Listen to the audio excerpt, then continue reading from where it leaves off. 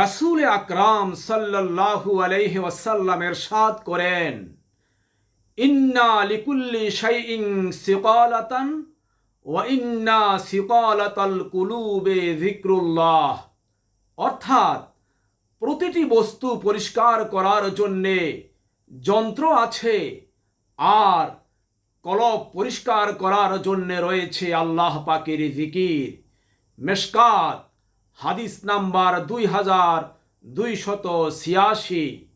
যেমন শরীর পরিষ্কার করার জন্যে সাবান প্রয়োজন, কাপড় চোপড় পরিষ্কার করার জন্যে হুইল পাউডার প্রয়োজন, পেট পরিষ্কার করার জন্যে ঔষধ প্রয়োজন, লোহা পরিষ্কার করার জন্যে রেত প্রয়োজন, তেমনিভাবে কলব পরিষ্কার করার জন্যে আল্লাহ পাকের জিকির প্রয়োজন।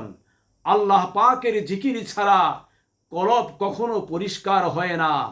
তাই আমাদের সব সময় পেলেই নীরবে নিভৃতে নিরিবিলি পরিবেশে একাগ্রতার সঙ্গে মহান আল্লাহ পাকের ইসমে জাতের নফি ইসবাত জিকির অবশ্যই করতে হবে।